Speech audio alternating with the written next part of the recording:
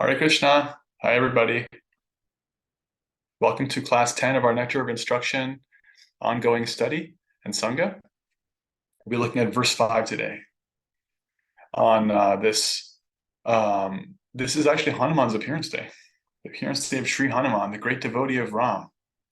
So we'll start with some kirtan, and then we'll get into verse 5 of the Nectar of Instruction. Haribol! Jai Hanuman. Thank you. Okay. Oh my goodness. So come into your comfortable seat.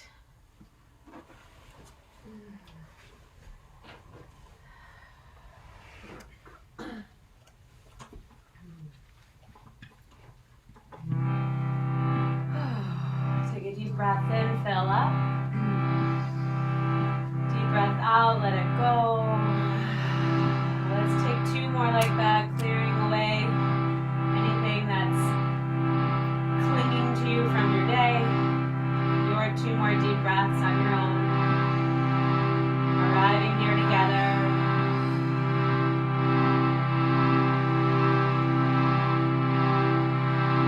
Deep breath in.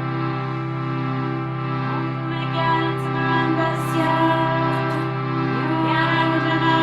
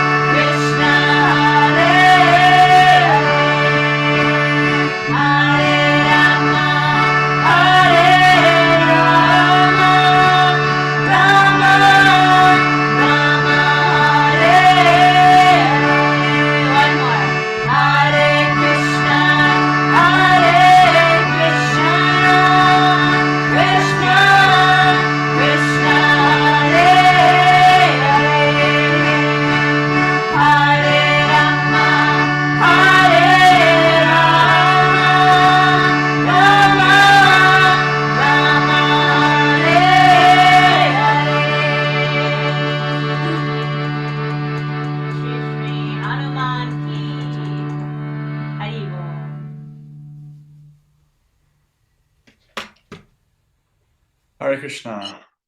Om Jnana Timirantasya Jnananjana Shalakaya Chakshurmilitam Yena Tasmai Shri Gurave Namaha Vancha Kalpatarupyascha Kripasantupya Evacha Patitanaham Pavanepyo Vaishnavipyo Namo Namaha Jaya Shri Krishna Chaitanya Prabhu Nityananda Shri Advaita Gadadhara Shri Vasadi Gaura Bhakta Vrinda Hare Krishna Krishna Krishna Hare Hare Hare Rama Rama Rama Hare Hare Hare Krishna. So we're continuing in the Nectar of Instruction. Last week we wrapped up verse 4 of the 6 loving exchanges, how to connect with others and how important that is.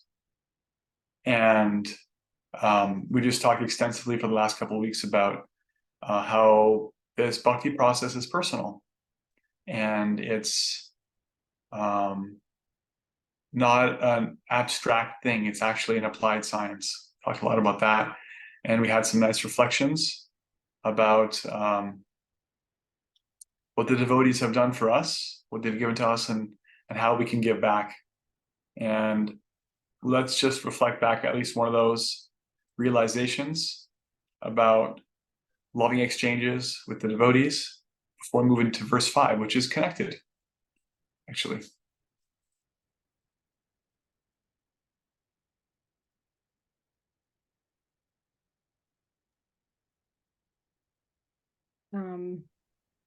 Yeah. So just hearing from what you talked about the last class, and that that when we're listening and in discussion with another devotee, or hearing, it's a loving exchange, and receiving can be very healing because ultimately it creates the connection.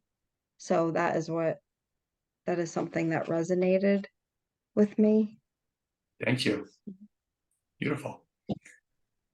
Any other reflection before we move into verse 5?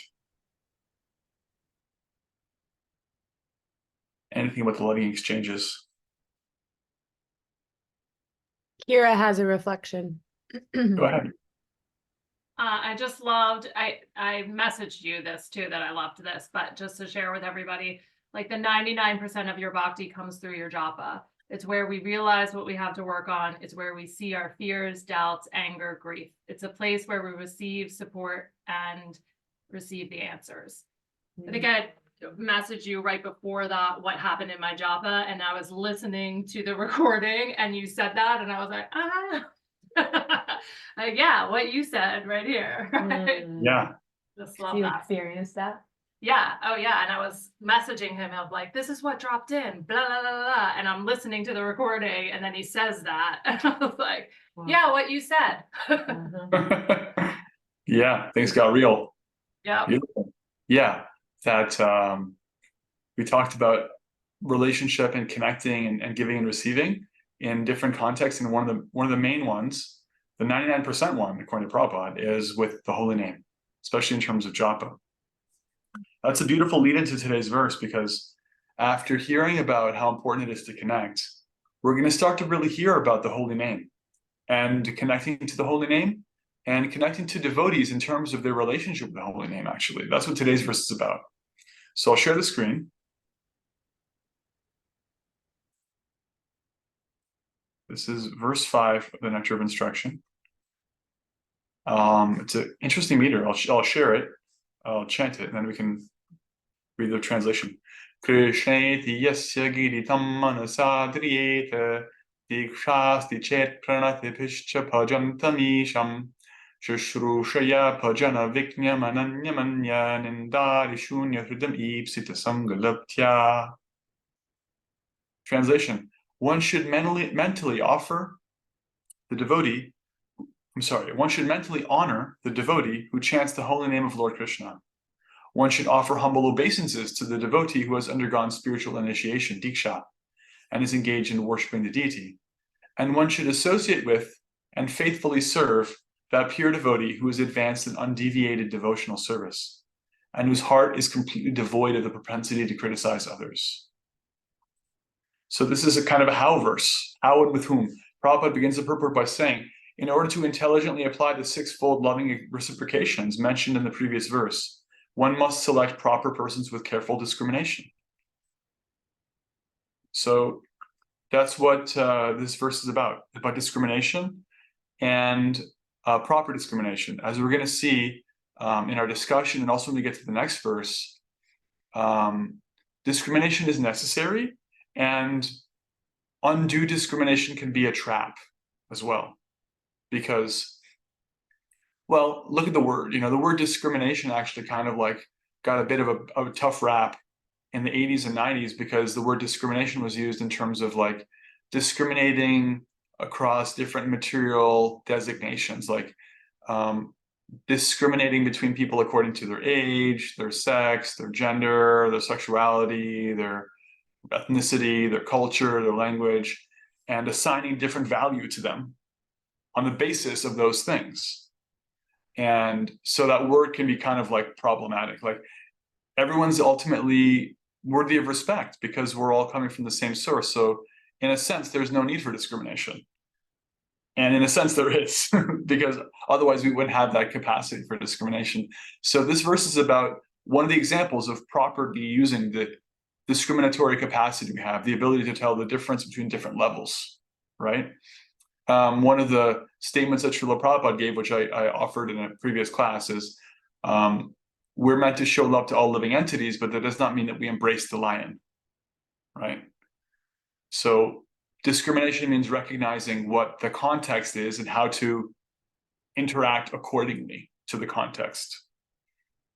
Because actually, in the broader scheme of things, all living entities are eternally pure because they're eternally coming from Krishna. They're always belonging to him. And whatever kind of covering of the body that we can see, and whatever kind of conditioning is there, their karma, their habits, that's all external. It's just coming and going. In the long run, it's not really them anyway. So that's the very highest level of vision. And consistently, scripture doesn't ask us to try to pretend to be at that level of vision artificially. It asks us to practice appropriately so we can come to that level, and in the meantime, apply intelligent discrimination. So that's what this verse is about. How to actually understand where devotees are situated and how to associate with them on that basis. How closely should you get, in other words. Does that make sense? So we've talked about this in our discussions, the three levels of devotees. Prabhupada uses these terms, these Sanskrit terms, kanishta, kind of like, I call it entry-level devotional life, entry-level spirituality, beginner level, madhyama, which even sounds like middle, madhyama, middle level, and uttama, the highest level. So Prabhupada talks extensively about these three different levels of devotional practice, and they're here in the Nectar of Instruction so that we can actually apply this discrimination. So here's an example of inappropriate use of discrimination. Oh, according to this verse of Nectar of Instruction, that person is less advanced than me. Therefore, they suck and I'm great. That's not how you use discrimination. That's discrimination in service to the false ego. All right, I get to use scripture to feel better about myself. Classic move of the Kanishta Adhikari. Classic move of the person at the entry level of spiritual life. Oh, look at them. They're doing all these things that are forbidden in scripture. I don't do that. Therefore, I should look down my nose at them. Generally, it's an unconscious conversation one has with oneself, but that's basically an inappropriate use of discrimination. As some of our acharyas have said, it's good to be strict with oneself and gentle with others. And at the same time, we should use discrimination with others to assess how and how closely we should associate with them. Because the last verse is all about, verse 4 was all about association, how important it is and how we can run from it, and it's necessary and it's so nourishing for us. And here are some ways to do it.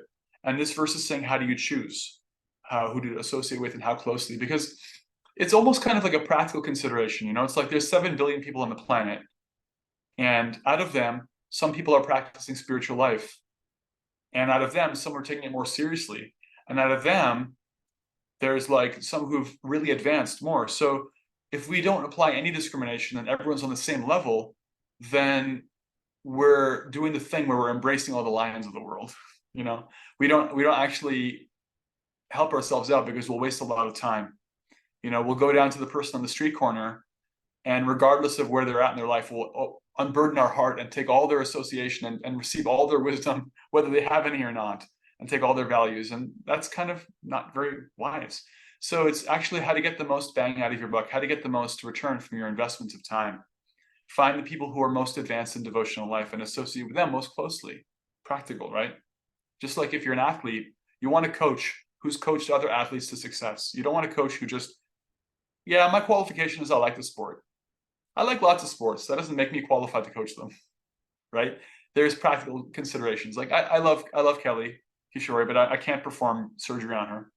I can't take out her appendix. I'm not qualified for that. So again, discrimination applied appropriately, not to feel better about ourselves and worse about other people, but for the sake of judging, how can we actually know who is the best, going to offer the best return on our investment of time?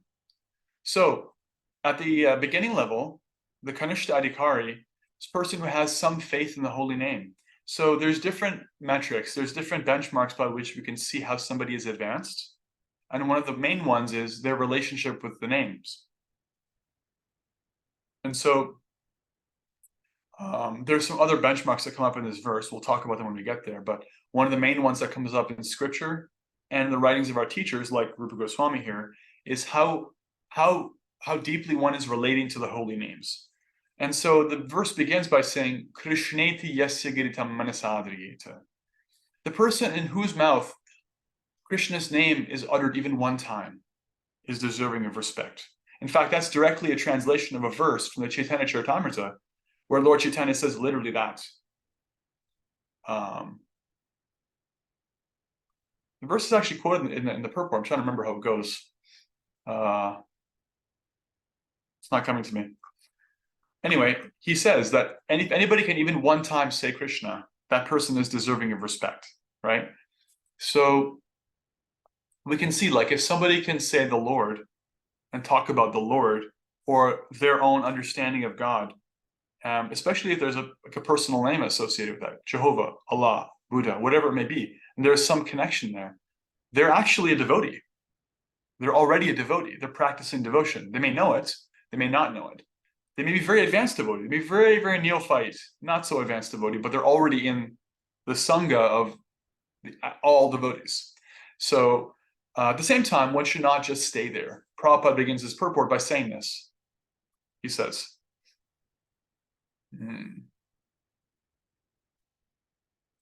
one should not remain a Kanishta Adhikari, one who is situated on the lowest platform of devotional service and is interested only in worshiping the deity in the temple. Right? The dysfunction of seeing the Lord in the deity form but not anywhere else is specifically called out in the Srimad Bhagavatam. Prabhupada quotes the verse there, that somebody who could see that the deity is God, he's invested himself in this deity, but they can't see the deity, they can't see their Lord in other people, they can't deal with them appropriately. They're a Kanishta, right? Many traditions don't actually have any conception of deity worship at all. So this, strictly speaking, may not actually even apply to them. However, not in a literal sense, but there are always going to be neophyte devotees. So in other traditions, we may find that they have faith in their book, but they don't see how the same deity, the same God, can manifest in other traditions and other books. They may have faith in their names, but they cannot see it in other names. They may have faith in their own spiritual culture, but they cannot see the value of other spiritual cultures. They may have faith in their own teachers, but they cannot extend that. Like, ever have this thing of like, oh, my teacher is more spiritual than your teacher. My guru or my acharya or my prophet or my God is, ever heard this? Like, our God is the real God. It's like, that's very classic of the entry-level neophyte devotee. It's like, it's only here where I happen to be looking that God can manifest. And as soon as they convert, if they convert, then it's only here, right? If they don't actually elevate their consciousness, it's very, very much tunnel vision. That only here and nowhere else. There's very much a lack of critical thinking. There's a lack of discrimination. They cannot look at such non-sectarian principles as this verse is talking about and apply them in different contexts. So, okay, this person is not worshiping God in the same way as me, but I see that they have elevated faith according to the symptoms of one who has elevated faith. They can't think that way. So we shouldn't be there. We shouldn't stay there. It's a good place to start. It's a pretty bad place to stay. And the situation of our own world and in relationship to our opinion about religion and spirituality is evidence enough for that, because a lot of what's done in the name of religion or spirituality, that's harmful. It's really all done at this level. It's done at the sectarian level, the Kanishta level. And it's kind of this weird thing where it's like that person actually has faith in God and they're doing awful things in his name, right? And the solution is to become not to let go of spirituality, but to refine it. Again, very much a pattern in all of the scriptures. We've had this in Bhagavad Gita all throughout. You don't let go of something. You improve it. You clarify it. You purify it. You use it in service. That's how you make it good. You don't cut it off. You don't lobotomize that part of yourself. It's not that all relationships are bad, or the human body is bad, or sex is bad, or food is bad. No, nothing's bad. I mean, some things are just bad, but the things that we need, they're actually all useful, including discrimination, including faith, but they have to be purified.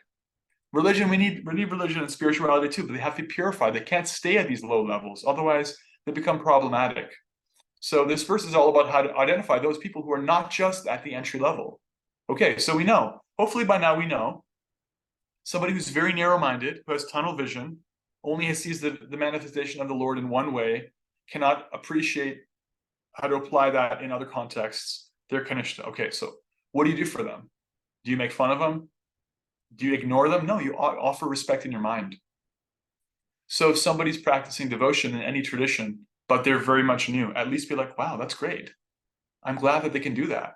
I'm glad that they're going against the grain of a material world. It's Kali Yuga here. It's really hard to be an honest spiritual person, and they're trying. God bless them. That's really something. That's a good thing to do. And we're advised to do that, to offer respect in the mind. And this extension of respect becomes more and more intimate. The second level, Pranata means to offer respect physically. This is one form of offering respect physically. You can fold your hands. Sometimes people say, like, how do you offer obeisances? Well, this is one way. Shastra says that. You can offer obeisances by folding your hands. You bow your head if you want to as well. Another way is you can get on your elbows, hands, and your knees, and you can put your head on the ground. It's called Panchanga. 5 extensions of the limbs, the head and the 4 limbs of the 2 arms and 2 legs. That's a kind of obeisance. And another one is called a dandavat, lie down like a stick. Offer obeisances like that on the ground. Because by doing these things, you actually show respect and you feel it too. It's hard to be arrogant when you're face down on the ground. It's also kind of hard to be arrogant when you fold your hands and bow your head. It's actually visceral. It's a visceral thing. And so when someone does that, they feel humble. And when you see someone do that to you, you feel that they're humbling themselves. It's like, wow, you're really special. Like, thank you for that. Thank you for being serious about bhakti. You offer your respectful obeisances. And that's what we're advised to do. So this person at the second level, they've decided not to stay at entry level of devotional service. They've decided not to just be a fanatic. They've decided to use discrimination. And this is the pathway to non-sectarianism. But notably, the pathway to non-sectarianism, it begins by taking one's own tradition very seriously. We see that here. They're very seriously engaged in service. They've undergone initiation. These are symptoms of taking one's practice seriously, right? Prabhupada's going to talk about what initiation means, how one's faith thickens and comes to the point of taking vows. If that's done appropriately, that's a very legitimate symptom of one's advancement. Because just like in a relationship, you don't get in front of all your friends in the world and sign a legal document and say, that's it, I'm committing to this person, unless you're serious, right? It's actually a significant step because there's accountability, because there's actual vows, because there's formality, so these things are there. Similarly in spiritual life, it's easy to be spiritual when you don't have any accountability to anybody. It's really easy. It's more difficult when you're like, actually, everybody, I'm trying to live my life by these principles. And if you see me not doing it, let me know, because I want to do this and I want to do it real. And that's significant. And to vow to do that is a significant step. And when someone is legitimately there, they're actually organically, if they come to that stage, that's worthy of more respect and honor them in the mind. You should actually bow down to them. You should actually fold your hands at least and say, you know, Vanchar Kalpatirupyascha, Kripasantubhyevacha, Paditanam Pavanebhyo Vaishnavibhyo Namo Namaha. This is a devotee. They're really trying to practice devotional service, you know, because it's rare actually. It's rare in this world for people to practice spiritual life at all. And when they do, they tend to remain at the very neophyte platform.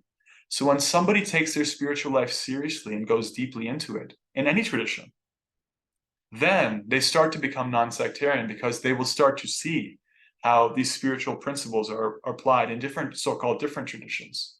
They'll see the presence of the divine in others. They'll be able to respect devotees of different traditions. They'll be able to show friendship to the innocent, and they'll be able to offer respectful distance to those who are averse. Whereas the neophyte can't do that. The neophyte can only see God in a very narrow way. They cannot appreciate the devotees, which means they cause offenses to them, they neglect them, they overlook them. They can't appreciate the innocent, which means they don't actually know how to cultivate other people to practice spiritual life and come to their own spiritual realizations. And they can't recognize when somebody's not ready. They'll try to cram a spiritual message down the throat of somebody who is actually averse, which is not wise, and we're advised not to do that. In the verse here, Prabhupada quotes the Bhagavatam. He gives a translation of the verse that I quoted in last week's class. The Madhyamadikari is a devotee who worships the Supreme Personality of Godhead as the highest object of love, makes friends with the Lord's devotee, is merciful to the ignorant, and avoids those who are envious by nature. And we talked about this, these 4 kinds of levels of discrimination. If you can do these things, you're at the Madhyam level. And if you want to be at the Madhyam level, you can practice doing these things. You can practice it. Practice seeing the Lord and dealing with him with love. Practice identifying devotees and having friendship with them, appropriate friendship. One may just at least offer respect in the mind. That's also kind of friendship, like this person's a friend because they're trying to serve God. One should see those who are innocent and try to, as appropriate, connect them spiritually as much as they're willing and able to. And for those who are averse, you can serve them by giving them distance and space. That's what they want and that's what they need. And by practicing these, we actually come to the Madhyam level. So Prabhupada talks about this in the purport. When a person is serious about accepting Diksha, initiation, they must be prepared to practice austerity, celibacy, and control the mind and body. If one is so prepared and is desirous of receiving spiritual enlightenment, they are fit for being initiated. So being initiated or being on the middle level of devotional service is not just a stamp. You can't rubber stamp it. Anybody can say they're initiated, or if you like, you know, rush some kind of false ceremony, anybody can get falsely initiated. Just like anybody can get a marriage license in no time, practically, in an afternoon. Doesn't mean you have a real marriage on your hands. A real initiation means you're willing and able to practice an appropriate kind of austerity, self-control, right? Prabhupada mentions celibacy, control the mind and body. So the kinds of austerities that we're asked to do are laid out for us. We don't practice no austerity, and we don't practice artificial austerity. We don't invent our own austerities. Yeah, I fast every other day. Who told you to do that? Did your spiritual master tell you to do that? You know, if not, then you're just inventing it. So similarly, we'll find some people who practice spiritual life, but they don't actually try to control their senses. That's entry-level spirituality. It's a good start, but there is no spiritual tradition in the world that says you can make a bunch of spiritual advancement without trying to control your senses, without using discrimination, without moderating, without regulating. So when one is interested in regulation and tries to regulate, that's a sign that they're making advancement, right? The vows that we take in initiation to avoid illicit sex, to avoid intoxication, no meat, fish, eggs, and no gambling. Those are regulatory principles that protect us. And when one has a certain amount of faith in them, one tries to follow them. Whether or not they're perfect in that is not so much the point right away. One tries to follow them. So we've been talking about this extensively. And we see it here that Prabhupada's confirming this is a symptom of advancement, that you try to follow these regulations and you see they help you. When one has come to a mature level of being able to follow them and is convinced that, yeah, this is a really good idea. I don't want to eat meat anymore. This is really good for me physically, and also it's great for my spiritual life. I don't want to do that anymore. And they come to that mature realization. That's a symptom that they're beginning to approach readiness to take initiation, for example.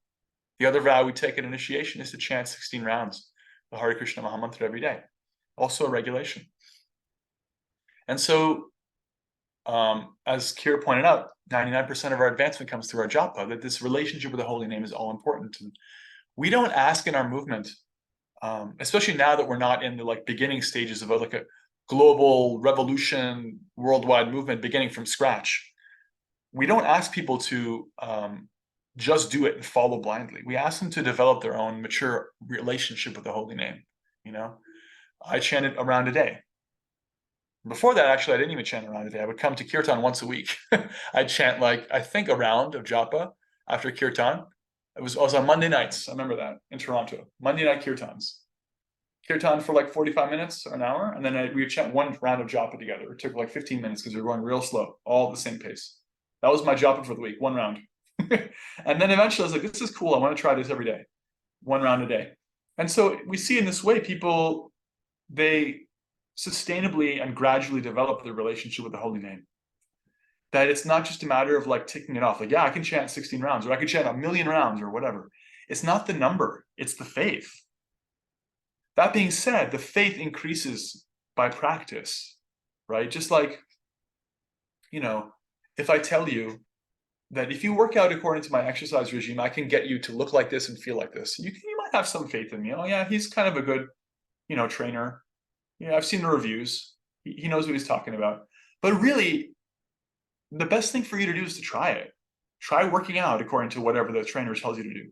And when you start to see, oh, my belly fat's going, I'm starting to get some muscle mass, I feel better, all these things, right? Then you can see, oh yeah, I actually want to do this. I actually believe that this body is meant to move, which, by the way, it is part of our little machinery. If we don't move it, we're not healthy.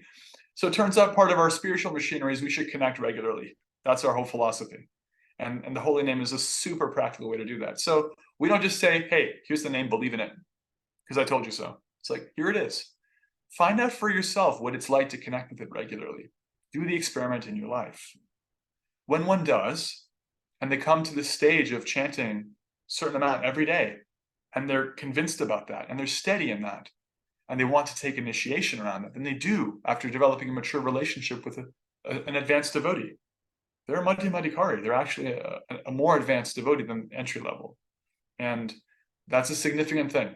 It's a nice benchmark to aim for. It's a very practical thing, is that if we feel called to advance, these are some symptoms we can look for that, well, you want to develop a relationship with a guru, you want to become more serious about your chanting, you want to have faith in the chanting, steadiness in the chanting, you want to connect with Krishna, feel that connection daily.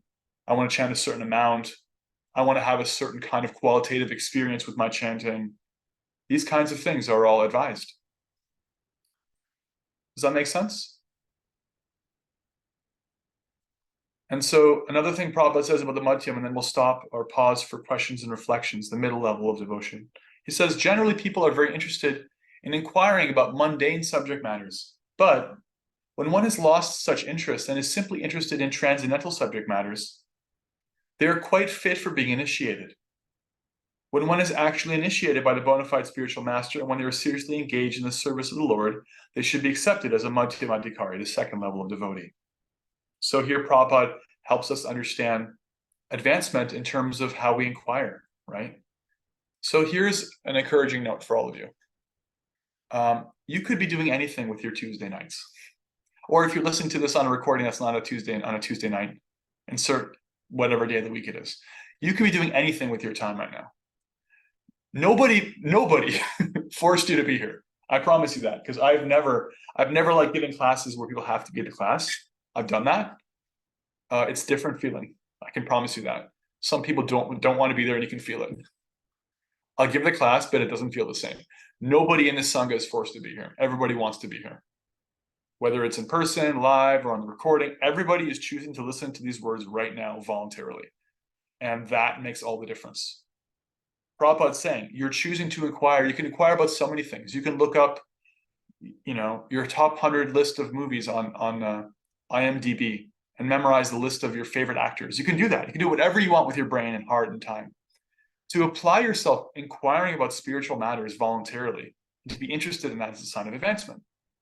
And when one becomes very serious about that, that's a symptom that they're ready for initiation, or they're coming to the second level of spiritual advancement, that they're not just like shopping around, not just like putting their toe in. They're actually like, no, I want to do this. I want to do it better than I'm doing it right now. I want to get better. I want to improve in my spiritual life. I want to understand. I want my doubts to be resolved. I want to make sense. I want to apply it. I want to see the world spiritually. I want to read these books. I want to get it. These are all spiritual desires, symptomatic of somebody who's coming to that second level. Now we'll pause for any reflections and comments about the different levels of devotees, how we should associate with them, how our respect for them increases manifestly, and what some of those symptoms are of beginning devotion, kanishta, and middle devotion, madhyama. Anything that stood out?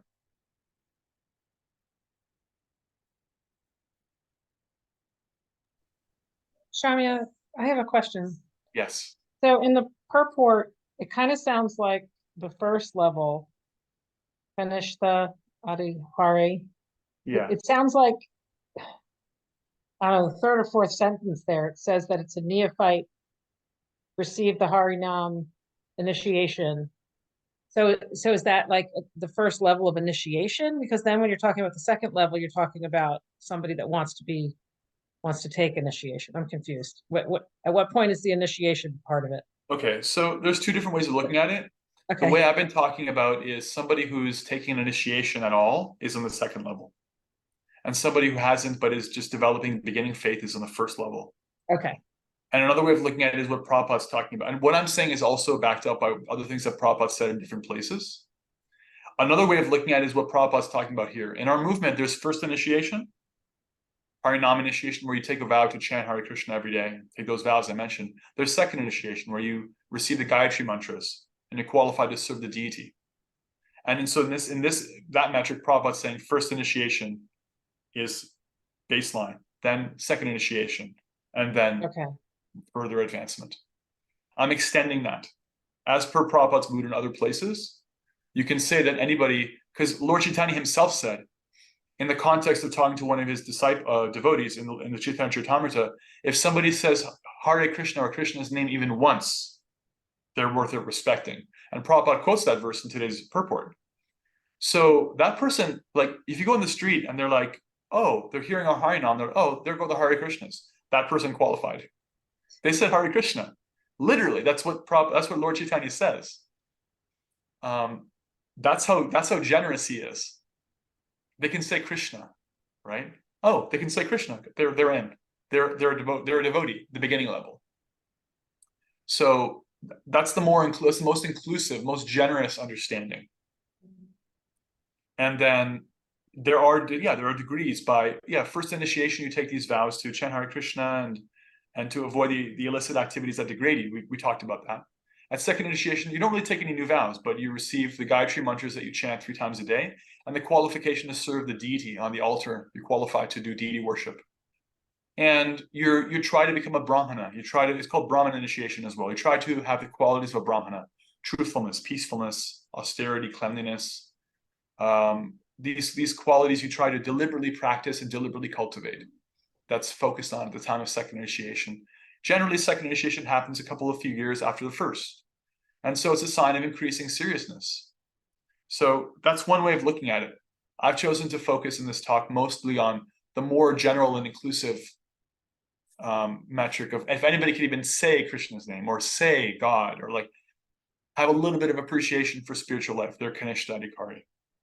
Because I think that's relatable for most of us. We know people at that level in different traditions. Like they like God, they like their faith, but they're kind of very narrow about it.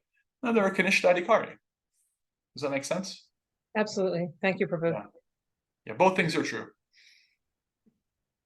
Like parallel tracks. Any other reflections or comments or questions? Anything that stood out about the lower middle level and the lower level of devotional qualification.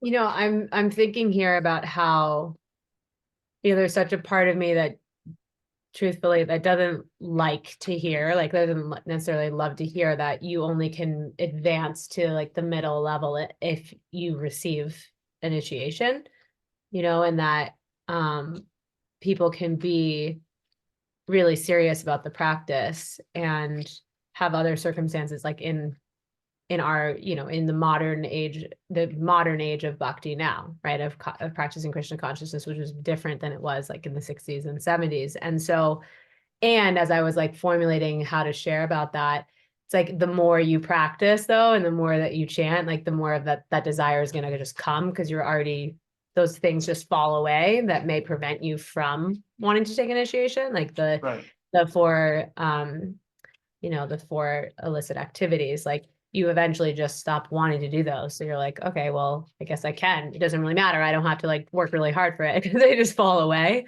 But I'm Yeah, it curious becomes about natural. like, yeah, it comes naturally. But I'm curious about like looking at these three levels from different, like a different movement or a different spiritual path or a different practice, and like what that might look like for paths that Yeah. don't take initiation into things. Does that make sense? Well, I would argue that there are different kinds of initiation, first of all, in different traditions. You may not call it initiation. There's ordination, there's like baptism, there's, you know, confirmation. There's so many different kinds of rituals. Right. And if one is undertaking them consciously due to an increased faith in their practice, that's a symptom of advancement. Also, if you'll remember, one of the verses that I'm quoting repeatedly that Prabhupada also quotes is the middle devotee can discriminate and deal appropriately with different levels. They have love for God, friendship for the devotees, kindness to those who are innocent, and they give space to those who are averse. We can see that. Somebody who is like, you know, thumping their holy book of choice and trying to preach to you, regardless of whether you're interested or not, they are at the Kanishta level, full stop. I mean, at least that's one of the symptoms of Kanishta. They may have other things going on. There's different things. All these symptoms add up and you get a whole score, you know, but these are all different kinds of symptoms. So I know Muslims like that. I know Christians like that. I know Hare Krishna Bhakti yogis like that. I know atheists like that. I know people who are like in this tradition or that tradition like that. It's not a sectarian consideration. It's a psychological consideration, right? And so similarly, when someone becomes advanced and they can discriminate in these healthy ways, that's a symptom of them coming to Madhyama. I know many people from different traditions like that, less than the lower levels, unfortunately, because it's kind of a pyramid advancement, you know. There are less people who are more advanced than those who are less advanced, but they're there in every tradition. And these non-sectarian symptoms of advancement are given throughout Shastra. If you remember in the Bhagavad Gita, there's so many instructions and pieces of good advice. Now, we may find people who are following some of those pieces of advice in different traditions or in different names or in a different language.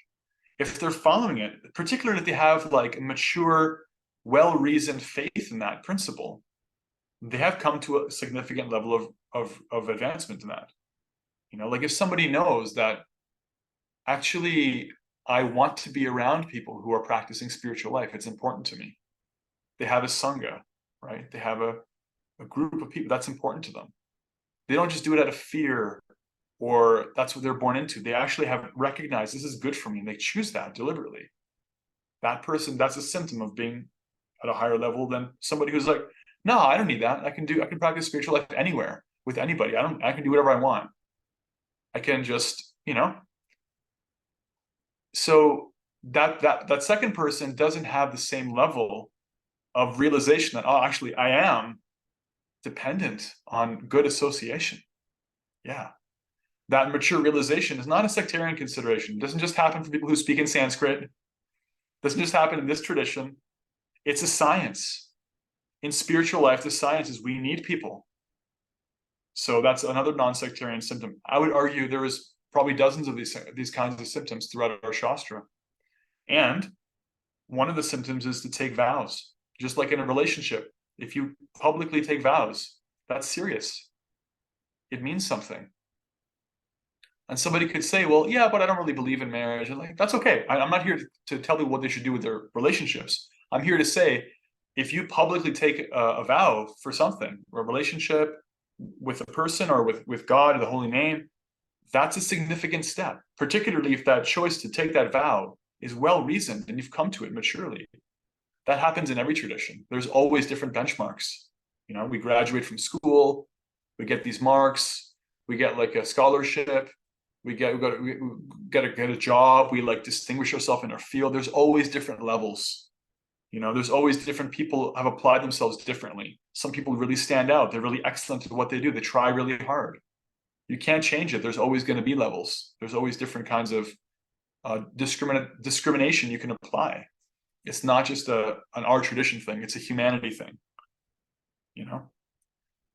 And what's also true is that everybody has equal access to spiritual life. Everybody, regardless of how their body or mind are aligned in this life, can make full advancement in spiritual life if they take it seriously. It doesn't matter how smart they are or how tall they are or what race they are. So it's also a non-sectarian science that way. But some people choose to and some people don't, at least not right away.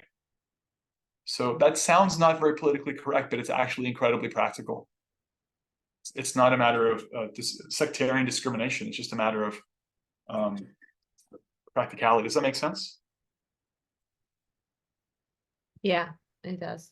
That's assuming that people actually follow the thing of like taking vows only when they're ready to and not being pressured into it, or doing it because they feel like they have to, or this will make me look good. You know, those kind of lower considerations are our teachers have warned against, you know? Yeah, like if somebody's taking a vow, but they've never actually asked what they're doing in taking the vow, like they're not really serious. It's just like, it's external. Hmm. Even Catholicism talks about this. There's licit and illicit vows. And God doesn't hold you to the vows you make, which are illicit, because if you vow to do something you're not qualified to do, he himself understands this person is not accountable to that vow because they're not actually able to meet it. And so you're not, a Catholic friend of mine taught me about this. You're not actually sinning by breaking that principle that you vowed to, in the same way as if you actually were qualified to meet that level and you actually deliberately step down from it. Does that make sense? So it's complicated. But one of the real benchmarks is whether you have well-reasoned faith and have made a commitment based on that faith. Which is why when I share Krishna consciousness with others, I try to help them come to a place, and this is true of yourself as well, where they have a practical commitment to themselves on a daily basis. Doesn't mean that they're chanting 16 rounds and following the regular principles and they have a new name in Sanskrit, they're initiated, but they have come to a place where they're convinced, I want to chant every day a little bit. I want to practice bhakti in a regulated way. I want to measure my advancement, and I want to never come below this level. Whatever that level is that they can actually do every day without, really like burning themselves out, but also takes them a little bit out of their comfort zone and helps them to advance. And that is the principle behind what Rupa Goswami is saying here. If you can do that kind of thing, if you can measure your advancement and say, yeah, under guidance, my guides and gurus and authorities and myself, we determined I can do this much every day. So I'm going to do it. You don't need a piece of paper to tell you that. You don't need an initiation ceremony to tell you that. You are already following this principle. And the Goswamis, by the way, incredibly advanced devotees, they actually all measure their advancement. It's described in one of the songs about the Goswamis, of the Shad Goswami Ashtakam of Srinivasa Acharya. He writes about the 6 Goswamis a generation later. And he says,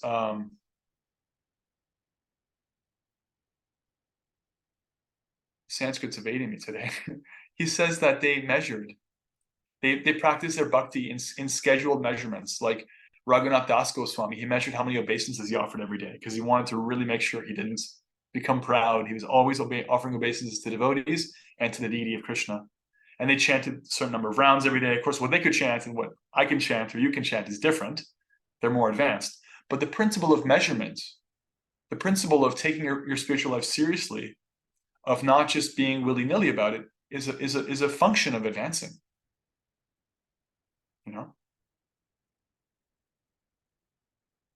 That's also non-sectarian. Great. Thank you. Yeah. Like some people, they'll go to their place of worship once in a blue moon or whenever they feel like it. And other people, like, they sincerely feel empty if they don't go every week at least, or every day, who knows, maybe they have some level of attachment to that Sangha. If they actually feel that, that's a spiritual desire. That's a sign of advancement. It's not just social pressure. If they actually feel like, I want this, congratulations to them. Right. You know? Yeah. Thanks for addressing that. Cause I think it can go either way with that social pressure of like feeling like you have to Yeah. get initiated or you want to just because that's how you advance in the next level or whatever it may be. And then also to not feel badly if you don't want to get initiated, right? If like Right. you're not at that place in your practice, and then to not have that deterrent from continuing to practice. Or maybe you want to get initiated, but you can't come to the level yet. Right. That can be a bit of a feel bad. Yeah. And Krishna talks about this in the 11th canto Bhagavatam. He says, if you find yourself having an increased faith in hearing about me and practicing bhakti, but you find yourself still attracted to the material nature, and part of you is kind of disgusted about that, he uses that word, you're like, there's a revulsion a little bit. You can feel a little bad about it, he says, but don't stop your practice. Go on chanting, go on serving happily. You will come to the higher stages. That's his advice to all of us. Don't beat yourself up. And don't cover up. Don't pretend you're more advanced than you are. Right. Be like, okay, I'm not there yet. I'm here, so I'm less advanced than that. But it doesn't make me bad. I'm grateful to be able to chant at all. I'm grateful to do any service. I'm grateful for any opportunity I have.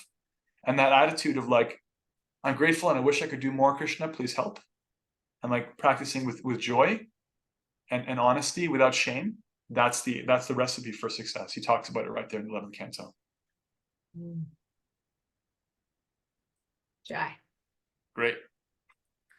Now we can talk a little bit about the Uttama level, the highest level. Any more questions or reflections on what we said so far, or comments?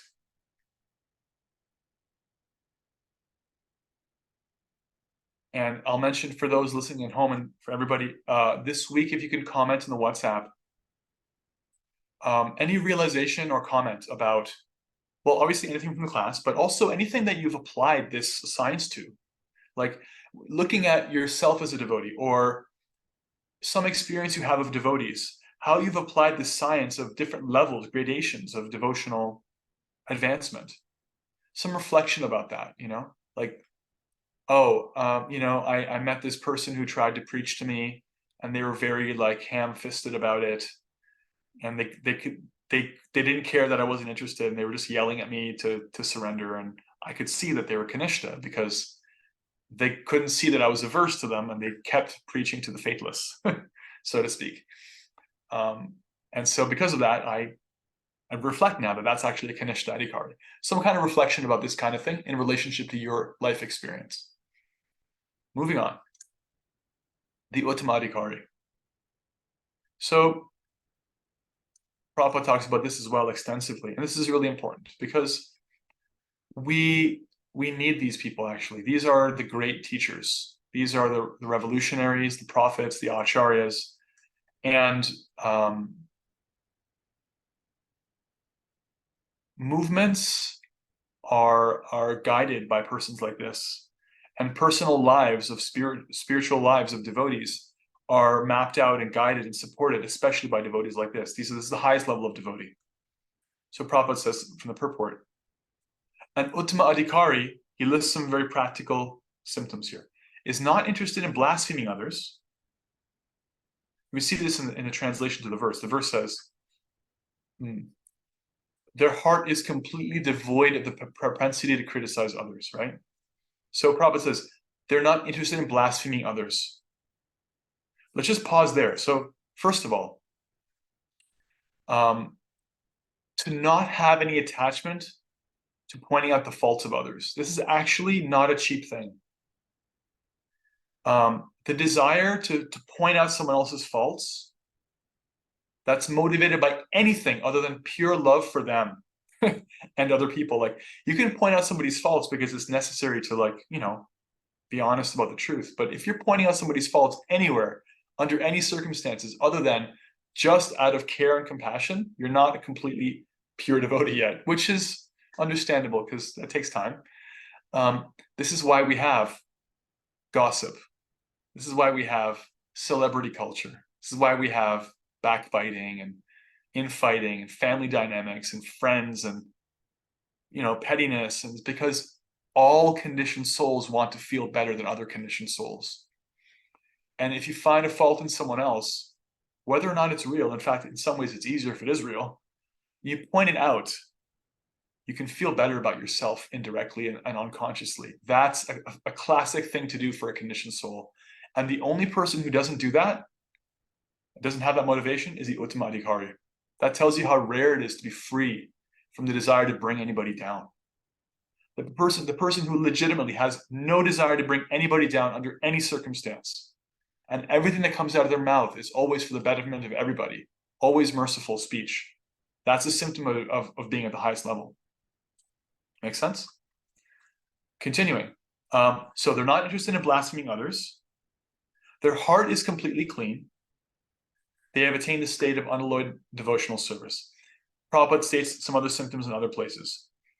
Out of many such devotees who are in the middle level, one may be found to be very seriously engaged in the service of the Lord and strictly following all the regulative principles, chanting the prescribed number of rounds on japa beads, and always thinking of how to expand the Krishna consciousness movement. Such a Vaishnava should be accepted as an Uttama Adhikari, a highly advanced devotee, and their association should always be sought.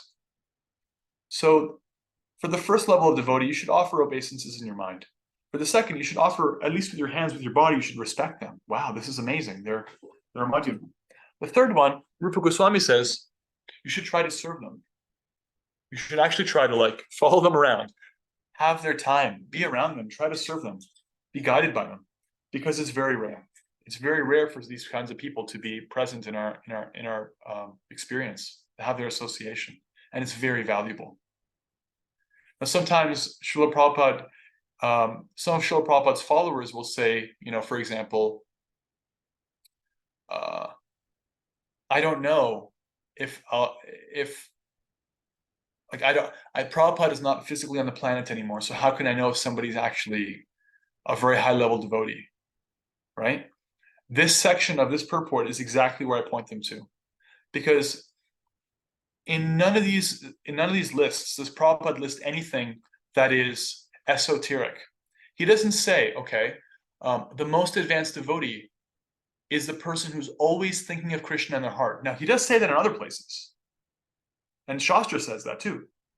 But how can you measure that? Like if I tell you, hey, everybody, I was thinking of Krishna all day, didn't do anything but think about Krishna. Can you prove me wrong? No, you can't. There's no way for you to prove me wrong. I could spin you any kind of yarn about that. It's not measurable. Everything Prabhupada just said is measurable. It's actually completely externally verifiable. He says, they're not interested in blaspheming others. Their heart is completely clean. Okay, that one's a little bit subjective. They're seriously engaged in the service of the Lord, strictly following all the regulative principles, chanting the prescribed number of rounds, and always thinking how to expand the Krishna consciousness movement. They are an Uttama Adhikari. Their association should always be sought. So this is very practical. Look for people who take no pleasure in criticizing. Now, notably, that may not mean that they never criticize, but for such a person to criticize means you go to them and you're like, listen, I want to be accountable to you. Help me do better. And they'll say, okay, you can do this. Let go of that habit over there. Start doing this. That's a kind of discrimination. That's a kind of criticism, you can say. But you voluntarily signed up for it, right? If you come to their class, you're voluntarily saying, okay, I'm willing to hear them talk about how material life and material choices are inferior. Mundane choices are inferior to spiritual life. They may make those statements, but they get no pleasure out of it. You can feel that. If you're around somebody who they say something bad, that they point out some fault in somebody to bring it out, to feel better about themselves, there's a subtle way and you can sense that motivation, right? Whereas one who's actually averse to finding fault with anybody and only does it out of service when it's really needed to, it's a very rare person. So look for that. Look for those who are very strict in following their guru. Look for those who try to improve their own service. Look for those who are thinking about how to spread Krishna consciousness or bhakti or love of God in any tradition. That person is advanced. The person whose occupation it is to think about how to do good for others, how to spread love for God in any tradition, if that's their occupation, what they do with their time, They can be chanting Hare Krishna. They can be in a convent, like Teresa of Avila, worshiping Jesus Christ. She was a very advanced devotee. We can see in her writings how much love she had, how much compassion and care. That's not a sectarian consideration. She's always thinking about the betterment of others. No interest in bringing anybody down. Teresa of Avila is an advanced devotee. Francis of Assisi is an advanced devotee. Look for these kinds of symptoms in people. And when you see them, hold on tight. This is why I recommended in another place to hear about Srila Prabhupada from those who were around him, because he won't tell you about it himself, but those who saw him and talked to him and interacted with him will tell you all about the ways in which he won their heart and showed the purity of his heart. And that's really rare in this world. And when you see that, you want to follow that person. That's the advice Rupa Goswami is giving here. Find the Prabhupads and the followers of Prabhupada who are still on the planet. Find them and follow them and be grateful for their association very much, because they're a really, really rare gift from the divine. They can really help you. They can exemplify, personify all the teachings, and they can help you to make advancement yourself. Does that make sense?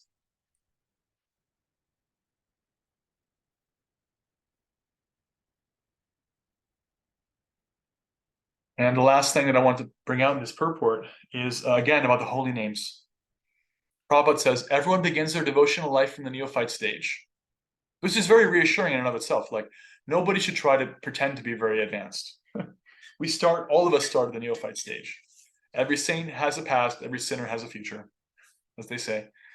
We all start at the neophyte stage, but if one properly finishes chanting the prescribed number of rounds of Harinam, holy name, they are elevated step by step to the highest platform, Uttamadhikari. This is exactly what I was talking about. If one organically and naturally sticks with this principle of chanting and trying to do so with attention and love, they will make advancement. That's where most of their advancement comes from. And particularly if they try to avoid the offenses, try to chant purely with attention. So that's one measure of advancement. Another one is one's faith in and understanding of scripture. There's a verse given in this purport that comes from the Srimad Bhagavatam that talks about, let me find the verse for you.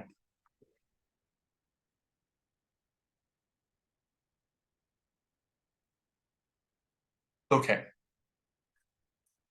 A person whose conclusive knowledge of scripture is not very strong, but who has developed firm faith in chanting the Mahamantra and is undeterred, like they're steady in their execution of their prescribed devotional service, is a Madhyama.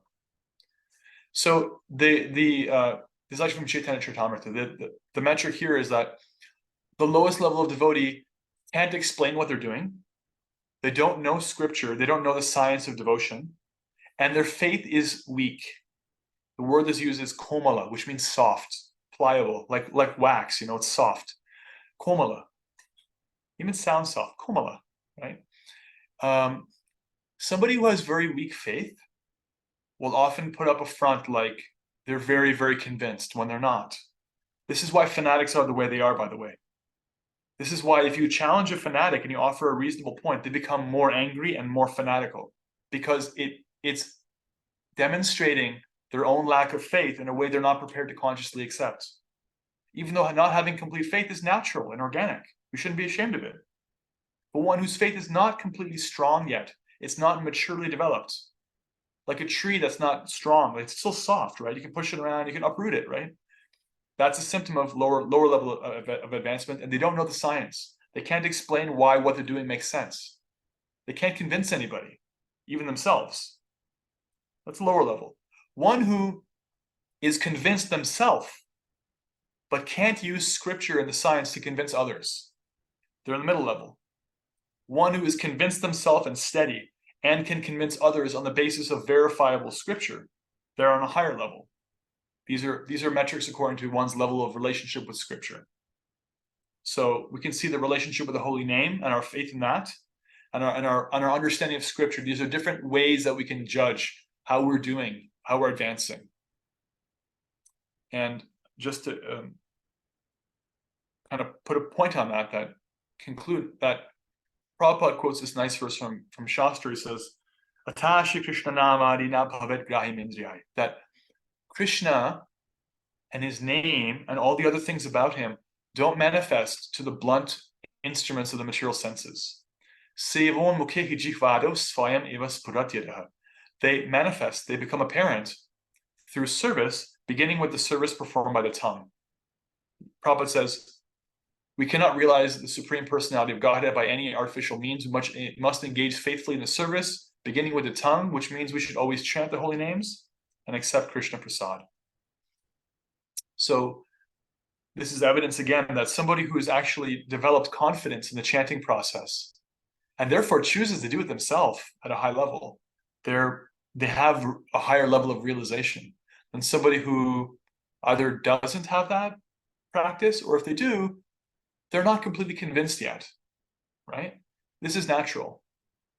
If you're not convinced that it makes sense to chant Hare Krishna, that it helps you, that there's a person listening to you when you do that chanting, that there's a relationship being forged, or if you're sometimes convinced and sometimes not, you're less advanced than the same you who's, a couple of few years later, when you've actually gone through that process of running that experiment every day, and you realize, yeah, Krishna's listening to me. He's looking out for me. He's here in his names. I'm grateful for him in this practice.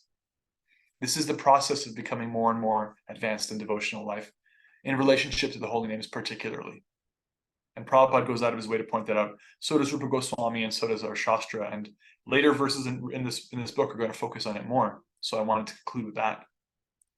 And we'll take any comments now, any questions or reflections on the 5th verse. And in case I didn't say already, please read the verse and purport today, this week rather. We will move on to 6 next week, and possibly 7.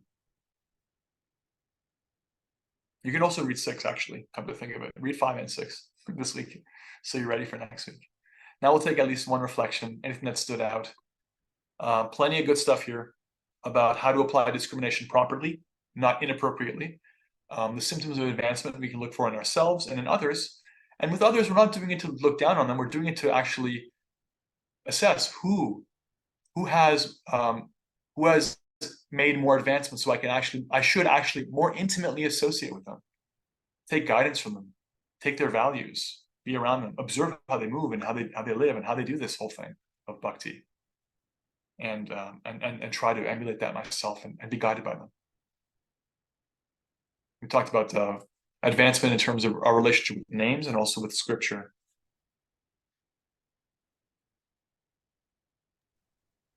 Prabhu.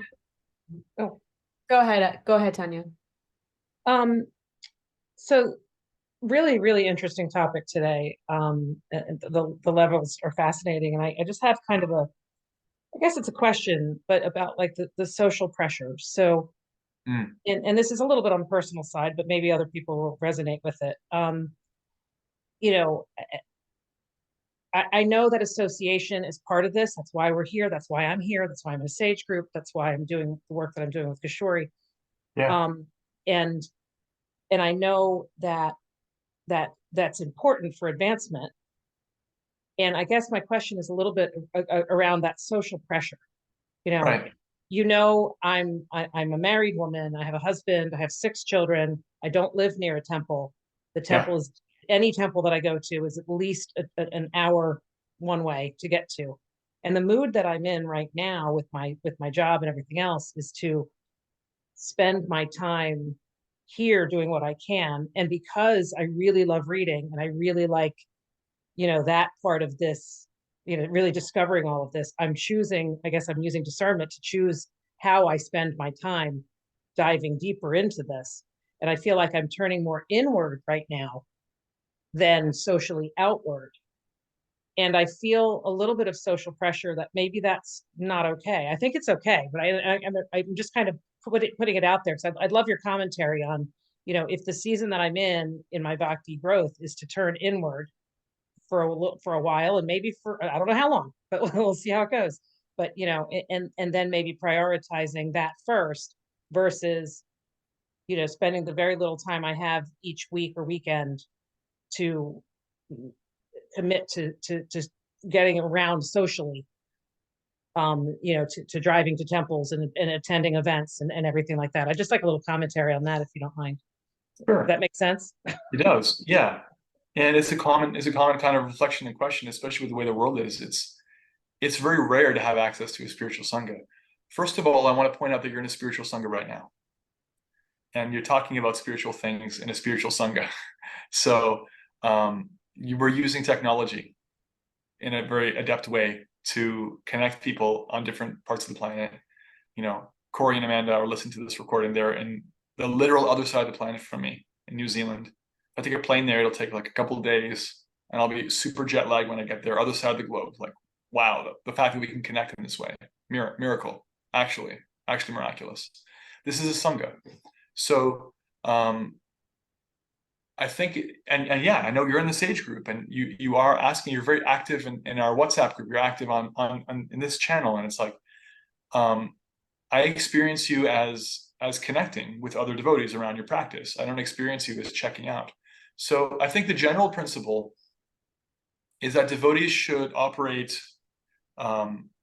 with a group of other people. They should be around other people, physically or this way, who are trying to practice spiritual life, and that's good for them. It's healthy. It's important. It's important to have peers, and it's also important to have guidance and support from somebody who's more advanced than you, who's like-minded, and who's willing and able to help you. Those are all really predictors of great success. And so I think you're doing that, and I think just to bring it back to the general, it's entirely possible to do that when you're living in a community that's an hour or more away from your local temple in-person sangha. And how you're doing is an example of that kind of adeptness. We're meant to do that. We can't just drop everything and like move in with devotees necessarily. I had that privilege. Not everyone gets to do that, and now that I'm not living in a temple, so yeah, there's a science. We try to. So for someone in your situation, I'd be very interested in making sure that I connect with other devotees a certain amount every week, and having devotee friends, and revealing your heart when you're safe to do so with people you trust, and who Scripture advises you to open your heart to, based on today's verse, like who's actually qualified to receive that from you. And so those are the kinds of considerations I would have. And I think you're doing that. If you're doing that, then that's what it's all about. This is a very personal movement, and everybody is welcome to practice it. And that means that they're coming at it from different places. I've had people come to Bhakti, and their livelihood is like they work in a butcher shop. They're a butcher. They actually kill animals to live. That's how they pay the bills. And it's like, are they disqualified? No, they're not disqualified from practicing bhakti. Nobody's disqualified wherever they happen to be. They may not stay working in a butcher shop. They may not, their life situation, their sangha, their this and that may change over time. But wherever we're at, we can practice wherever we're at. And Krishna knows that. Like if you're next door to a temple and you never go, or you go once a week, because it's like literally next door to you, versus the person who wishes they could go every day but can't, who has more of a mature desire to be with Krishna and the devotees, right? Krishna knows that. He doesn't just know what we give. He knows what we're holding back, what's behind our back. He knows all that. He's very much a person. This isn't about like laws and legalities and loopholes. It's like he knows your heart, what you're trying to apply yourself with. So don't be afraid. Your sincerity is all important, and you can't fake that. And there's no substitute for it. And you personally are doing a great job, because I experience you as being really connected with the sangha here, and I know you're in the Sage group, so don't worry about that. Does that make sense? It does. Thank you so much, and I appreciate the explanation and the validation. So yeah, thank you. And as for how that general picture and how that science applies in every individual person's life, that's part of the value of guidance. That's part of the value of having guidance from those who are more advanced than us. Scripture says you should find those who are more advanced, like-minded, and willing to help. And if you find that, you should try to present your particular situation and get guidance. Yeah. I agree with what you were saying, Shamya, so much. And for Tanya, I was like, in my mind, I'm like, Tanya, you come to every single thing that we offer, and you're in several states away. You know, you're part of the reason why you and Leanne, why we're doing more and more virtual, right? And that if you don't have a place you can go to in person, like this is absolutely receiving association. You're also doing the writers group on Wednesday nights. You came to the cooking class, like Came to India with a bunch of India, coming to the like, kind of a kirtan. big deal. A lot, a lot. And to find that balance, right, of like honoring your internal experience and going inward and really deepening your relationship with the holy name and your own healing, right? And then also to be able to show up in association that way is huge.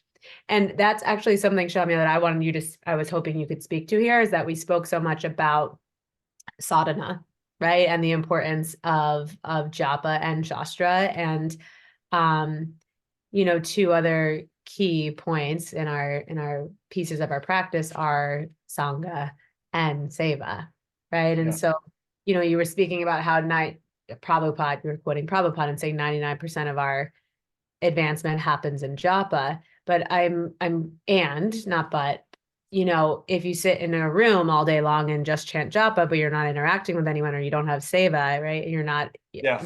association, like there potentially could be a limit. Like, is there a ceiling there, or how would Yeah, you? not only could there potentially be a limit, there already is, because the mood of service, the holy name, is the mood of asking Krishna, please engage me in service. And we just heard about how this the symptom of someone who's coming to the middle level of devotional qualification is that they are able to appreciate devotees. You know, if you don't feel grateful for, you don't feel like you want to be around spiritually minded people, you still have some work to do. In other words, right? If they're there, you're like, nah, I'm good.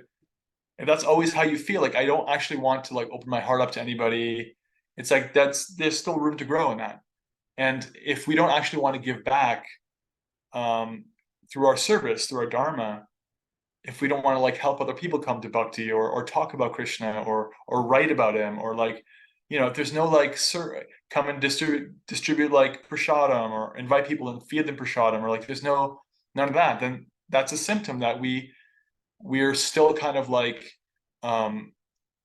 just in receiving mode, and it hasn't become a give and take yet, hasn't become both ways, which is okay.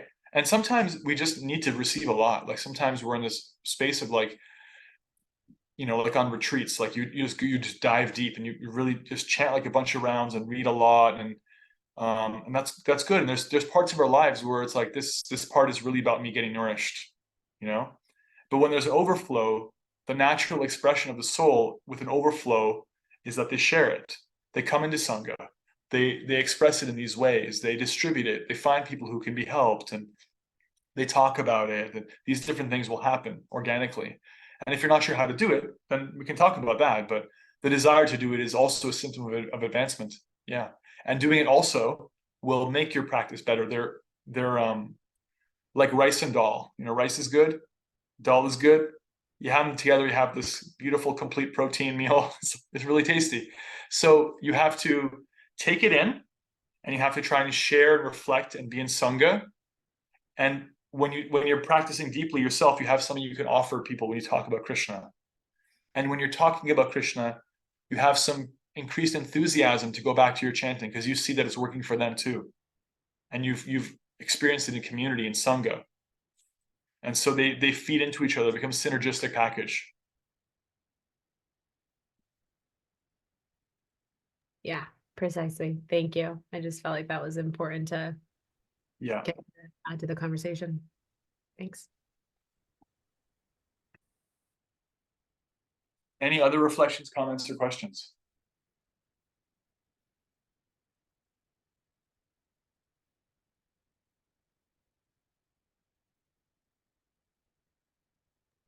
Just thank you for class. Leanne? Yeah, I really appreciate, like, really, it's very helpful when you describe the association, everything, because I'm seeing that I am looking at some people that I'm around, and then, you know, just like really a little bit more under a microscope, I think. and then what's helping me, what's, not. So that is really, thank you so much for talking about that. Very grateful for that. And then also just one thing that's sticking out is that seeing God everywhere and not just in the deity. So they're so beautiful, but I understand when you were describing. So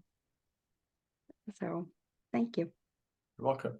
And that verse that says, not just see the Lord in the deity, specifically the categories, begin with the devotees, to see the presence of the Lord in those who are trying to practice bhakti.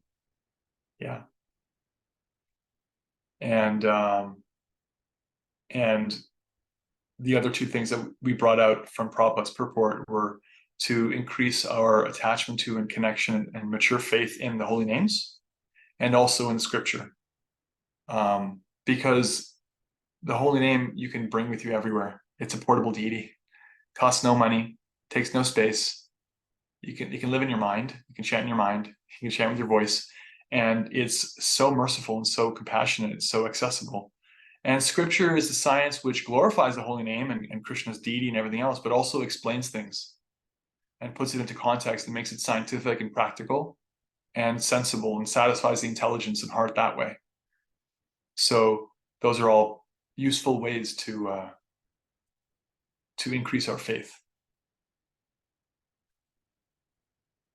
Jai. Anything else? Otherwise, we will. And somehow we made it to 8 o'clock. We always do. All right, so we can read purport in verse 5 and 6.